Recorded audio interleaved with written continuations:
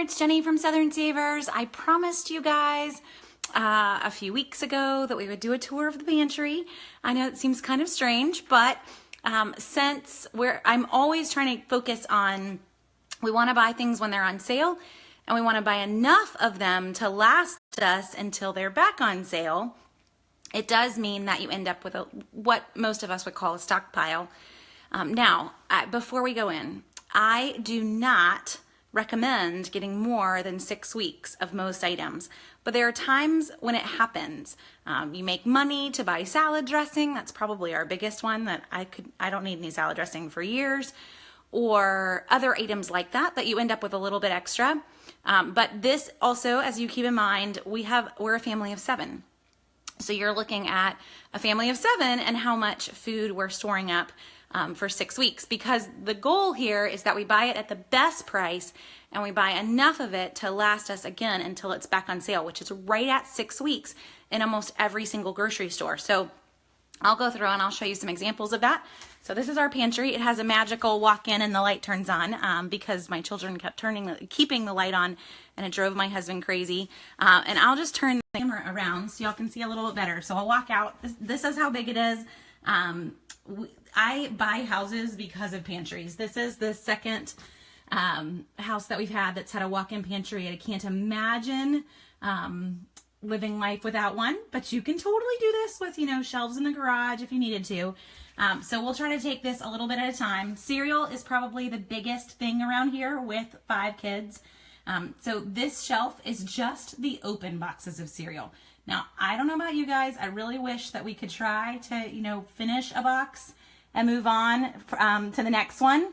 But we don't seem to be able to do that, and we also don't seem to be able to notice that, one Fruit Loops is already open. This is just life with kids. We're keeping it real. But that is open cereal. And just to show you the other, that is unopened cereal.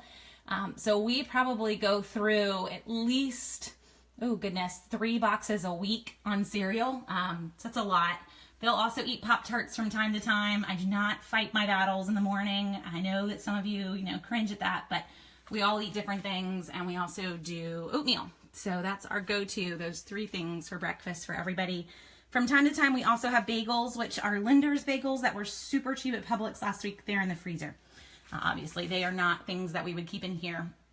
So let's go canned goods next. I've used can rotators for a while. These are not the ones where the old goes, at the top and rotates down. I don't have room for those. They take up a lot more space. But these still work perfectly, and we go through our canned goods a lot. So these are at Amazon. I can find them and put a link in when we're done with the video if anyone's curious. But they're super cheap, and you just set how wide you want them to be with these little things.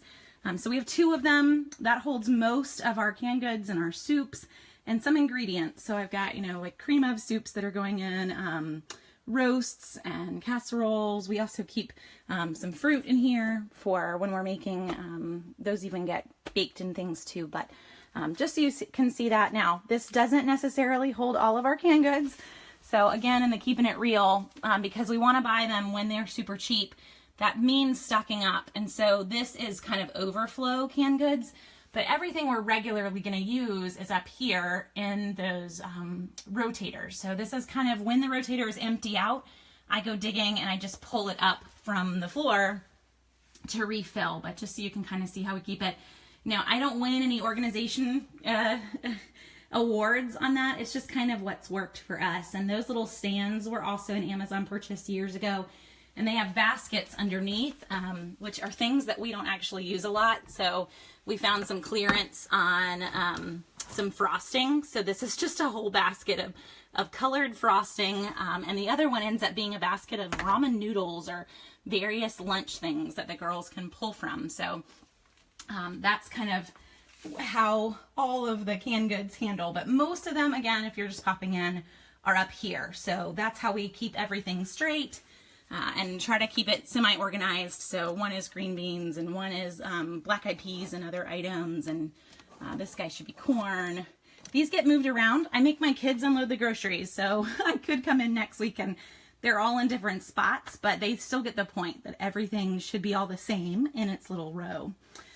Okay, let's move on to this shelf. So this is a lot of our like canned and packaged, and these items are the items that we find crazy, crazy cheap. So anyone that has been couponing for a while, you'll know that mustard is almost always free when it's on sale with a coupon. So 5 bottles of mustard, which there's a little one hiding behind that last orange cap, is probably enough mustard to last us 4 years.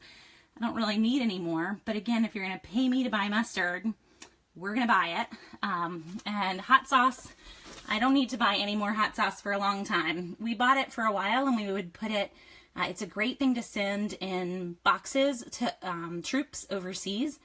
So we did that, and then we kind of stopped sending boxes, but you get the idea. We still have a lot left over. And then salad dressing, which I mentioned when we went in. We don't need salad dressing forever, but this is one of those items that, again, is always free in the store. So when we are cooking dinner for Ronald McDonald House, or even putting together baskets to donate, salad dressing is my first thing to grab. We will always sign up to bring salad dressing for a volunteer dinner because we always have it.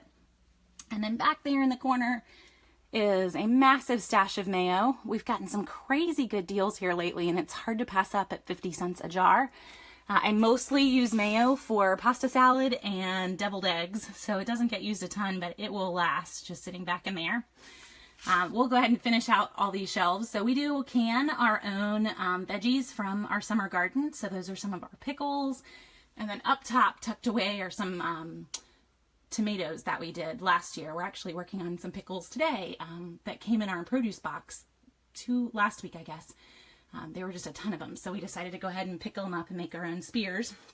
But that's where those live as well. So I know it's kind of funny to give you, I've never really given anyone a tour of my pantry before, so I hope that this is helping some of you guys. I know the reason we're doing this is that a lot of folks asked for it, so just to give you an idea.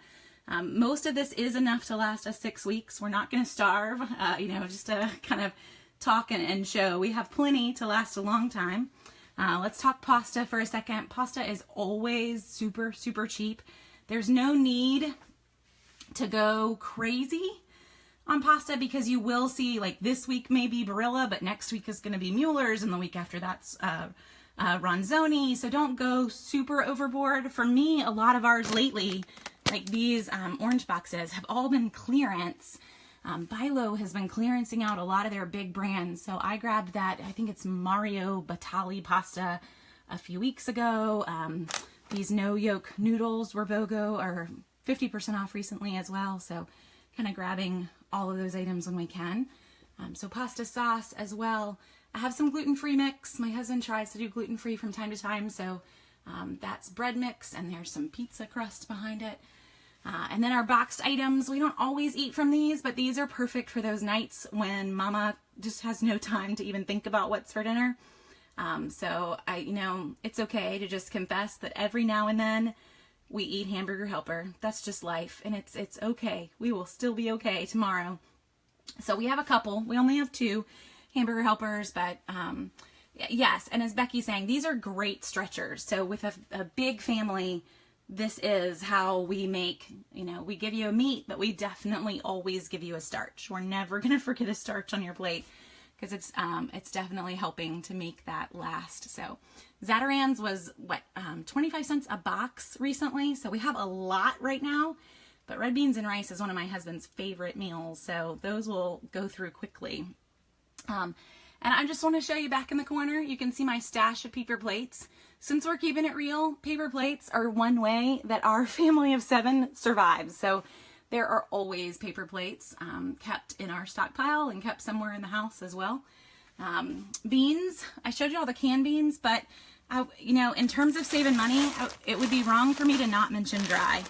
Because this 1 bag of dry beans, which Food Lion had on sale a while ago for $1 a bag, is equal to 3 cans of not dried beans. So if you take your Instapot, or you take, a little bit of time to rehydrate them, if I can get a bag for $1, that's basically like getting canned beans for 33 cents a can. So always just keep that in mind. 1 bag of beans is equal to about 3 cans of beans. The kidney beans can be a little different. It can be more like 2.5, but just so you can kind of see the savings there if they're on sale. Now, if they're not, it still could be a lot more than buying the cans. So you got to go by the price on the dry beans, and we don't always see the bags on sale.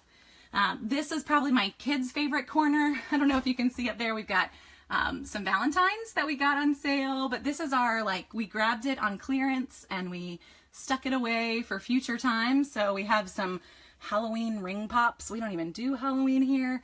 But we'll tuck them away, and these will be in Easter baskets or Christmas stockings sometimes. But it's a super easy thing to have and just have ready because we got them on clearance, and they live in that little corner. They also know that we're potty training, so Starburst jelly beans, and everybody knows where those are to come and get them. I do want to talk snacks in terms of life with a big family. We try to not keep all the snacks out at one time because they will devour them. So they'll even decide that Ritz crackers over there are snacks. So if you look up high, I have snacks up high, and that is above the reach of everyone that is 12 and under.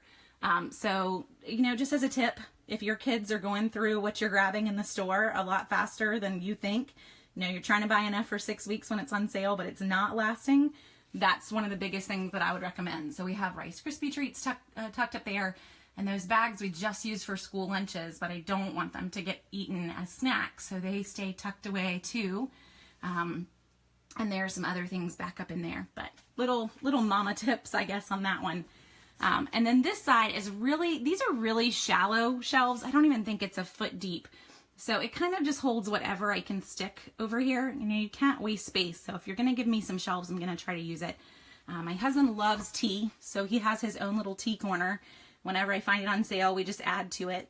I don't even drink it very often, so it's all the flavors that to me sound delicious, and who knows if he likes them as much. This is my breakfast corner. I tend to grab a breakfast bar or breakfast squares, and when I am feeling like I need to diet, I have my own shelf of that too, but some of it's really old. Peanut butter and jelly, kind of go-tos on some of these, and then ingredients. Extra spices that are just unopened, waiting to go in the spice cabinet. This is honey, and that's the remnants of a honey that we're trying to get the rest of it out. But just so you get an idea of everything that we've got. And then we get into baking. So we've got a whole bunch of sugars and then a whole bunch more. Y'all have seen me for the last few weeks in my video walkthroughs show all the sugar deals. So it's kind of overflowing, but there's so many great baking deals right now that it's hard to pass up. So we are not going to run out of sugar for a while here, but that is a mix of everything. We also have more baking up on the very top shelf. So cake mixes and muffin mixes, kind of whatever we find.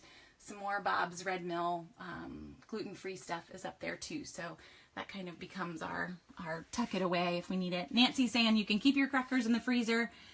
We could. Our freezers are full of meat, so our crackers just have to live right there. I can't really tuck it away or stick it away any more than just keeping it in the pantry. Okay, so that gives you a glimpse of everything that we have. I guess more things on the floor because you just start to stick it wherever you've got it. But I will say, another little pantry tip, those are our onions. But you do not want to keep your onions and your potatoes together. So our potatoes live in one corner. You must keep them segregated or your onions will make your potatoes go bad really, really fast. So little tip in terms of your pantry, try to separate them. We keep a stash of Ziploc and extra Rubbermaid as they come on sale. They just live in that box, and they always have. I think we moved with that box, and it's just stayed. Reusable bags have to live somewhere as well. And then we eat a ton of rice. We were talking about fillers. So that's our extra. I buy it in the 20-pound bags, and we really just keep it in this blue bucket. But when the blue bucket gets emptied, then we grab it from the 20-pound bag. But we probably eat rice 3 or more times a week. It's just such a easy, super cheap filler, but we all love it. Add butter and life is super happy. So there you go. That's our pantry. I'm going to show you one more thing. And my husband grimaced at me when I told him that I was going to do this. So we're going to walk. This is a part of the house that I don't even show guests. We keep a door shut. So I'm going to show you, but just so you can see where our paper goods live. This is our laundry room. And we don't ever let guests in here. So y'all are now family. But that is where all of my paper goods live. I've mentioned it before in Q&As at night that, these cabinets don't go all the way up to the ceiling. So we throw them literally up onto the ceiling. And every now and then, if I get a little too crazy and I've got way too much, I get up there and try to line them up better with a ladder. But it is the best place to keep them. They're off the floor, they're out of the way. So it's just where they live. And y'all just don't tell my husband we came in here. And then I'm always mentioning our laundry detergent. Sorry, but laundry's always running around here, so hopefully the washing machine won't make too much noise. But laundry detergent starts up here, and then I couldn't imagine life without these drawers because it ends up all down here as well with overflow. So we don't really need laundry detergent for a while. We have a lot. There's even some in those cabinets, but I can't even get to those cabinets because of all the laundry detergent. So hopefully that helps to kind of see where cleaning supplies are also going to live in the laundry room. And it's had that label for quite a while. So I'll turn it back around. Don't look at the mess. The laundry room is also the schoolroom. So that's why I was like, I'm not supposed to show you this. But there you go. You've gotten the very close friends tour of the pantry and where cleaning supplies and paper goods are kept. So I hope that helps a little bit to get an idea. I know if you don't have a walk-in pantry, so magical light again, I love that. If you don't have this, what I've recommended to folks, they'll always ask when I'm teaching a workshop, is where do you keep things? So if you don't have this space, get creative. And canned goods could live anywhere in the house. So we really could, when we first started this, we lived in a little 2-bedroom apartment with our twins downtown. And so canned goods lived under our shoes in the closet. We had a drawer, like one of those plastic bins that rolled out that lived under our bed. So you can get very creative on where you store because most of this doesn't really care where it lives. And it also can be in the garage if you have a garage space. So, just so you get an idea that it doesn't have to be inside the house. But I also really want to emphasize that this is it. There is not a magical, bomb shelter, as I mentioned yesterday. There's nothing else tucked away with 400 bottles of salad dressing. This is all that we have, but this is plenty because everything will come on sale again. And I feel like stopping some people when I see them with, a garage that they no longer park in because it's filled with food. Now, I don't park in my garage, but it isn't because of food. It's because we, I guess, need to store all sorts of other things as my husband's domain, and we just won't go there. But I do want to emphasize that. So if you think this is overkill, that's fine. We all buy different things. But, to come back and share even the cereal side, I have 5 kids, and there are 7 of us. So this may be overkill for you and your husband if it's just the 2 of you. But hopefully this gives you an idea of what 6 weeks looks like for a large family, and maybe to be able to apply that to your family as well. So Nicole's saying, I wish I could learn how to do this. So Nicole, what I would recommend, if you head over to YouTube, go to youtube.com/Southern Savers, and I can stick a link in when we're done too for you. But we've done a full video on how to get started on extreme couponing. So I don't know that it's extreme in the sense that no, I don't have a bomb shelter of food, but for us, most of this food, we've paid, pennies on the dollar for most of it in the grocery store, which is the really, really sweet part to kind of back up and see how much is in here, but realize that if I tried to go and buy this in the grocery store today, full price, that would be way too much money. So that's the sweet part of going in and really saving money. Oh, there you go. So it turns off after a minute. Y'all have experienced our pantry light fully now. But the goal here is just to help you kind of get a feel for what it should look like, not to try to stress anyone out, but hopefully to help you learn that you really can do it. And Marley says, I don't see how people in the South can store food in their garage. Now, I would not put, I wouldn't put pasta, I wouldn't put anything in a box in the garage, Marley, but your canned goods should be fine in the garage. And even some of your condiments and boxed items. I don't know that I would put my sauces or my salad dressings in the garage because it is getting crazy hot in there during the summer. But just so you kind of you have to make those decisions as to what you're going to tuck away. Oh, and Sasha, you don't think it's that bad for some people? I'm glad. Now, 5 of the people around here are kind of little, and they would rather just eat off of those 2 shelves if I let them. But, as we get into 5 teenagers, this may look very different, but it's still a lot of food. And I guess I missed the top shelf. I should show off.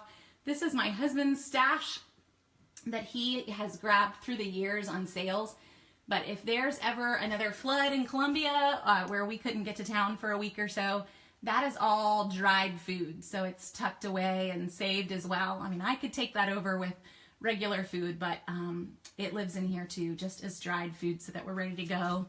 And then other more dried up there. And that's our canner, which will be coming down here in a minute so we can finish our pickles for the day that we're working on. Okay.